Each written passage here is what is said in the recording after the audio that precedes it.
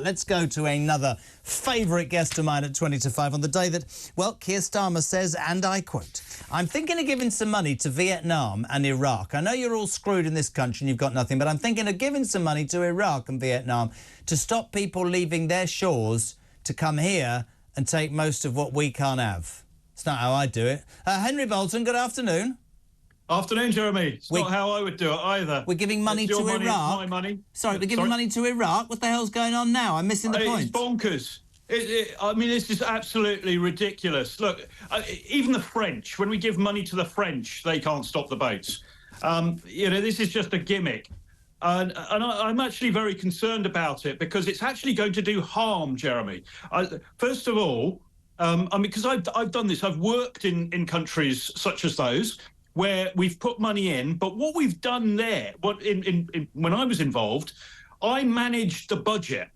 So if a national intelligence agency or police force said, you know, look, we've got this intelligence, which I was part of gathering and doing all of the fusing of it, bringing it together, targeting and so on, and we would agree an operation. If that operation required funding, then I could fund it from the budget that I controlled. But what Keir Starmer and the Home Office now are proposing is funding projects that these countries come up with and providing funding through the local embassies, our embassies abroad. Now, I know from my work in the Foreign Office, again, that one of the problems that we've always faced with the overseas development aid is that the projects that they funded have been developed by people in embassies who have no project management experience or project design experience. So it doesn't have any effect. Now, the damaging thing is that if at some point in the future, the United Kingdom, this government or another government, decides to do this properly, and they go to somewhere like Kurdistan, which is an interesting place to work, seeing as that's going to cause friction with the Turkish government, but that's diplomacy. But if we go along and we say, this is how this is the right way to do it, we'd like to change the way we do it, we want to control this budget, they're going to say, no, we're not interested anymore, because it's not going to go into their pockets. And most of these countries, these organised crime groups operate because there's a certain amount of corruption going on. Henry, can I just ask something? And again, I know we talk about this a lot, but this is so important to our viewers and our listeners. We talk about processing offshore in other countries. We talk about sending people to Rwanda once they're processed. We talk about giving countries like Vietnam and Iraq money to stop people leaving their shores, which, as you quite rightly point out, has done, well, it's a waste of £500 million a year. We're already doing that to the French.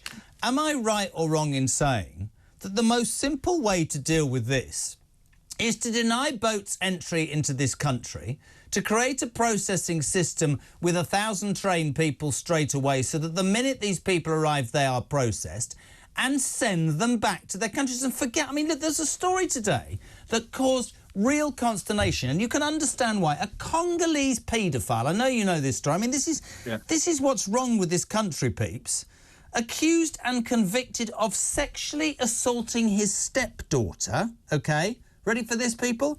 Has been allowed to remain in the UK, as deporting him would breach his right to a family life. Now, I don't care whether they drag me from this studio. This country is in severe danger of being labelled stark raving nuts. A convicted paedophile assaulted his own stepdaughter and can stay here under ECH law because at the end of the day you're denying him a family life. He sexually abused a member of his family. He should be locked up from now till the end of time. Absolutely, Jeremy. And I know there are a number of cases such as this. This is the latest that has hit the headlines. And the family right to family life has caveats to it. In Article 8 of the European Convention on Human Rights, it says very specific, it's got a number of conditions that, if applied, mean that they don't have that right to family life. The court can decide still to deport them. Hold on, but Liberty, if you murder somebody or you do something, you lose your freedom. That's what happens if you break the law.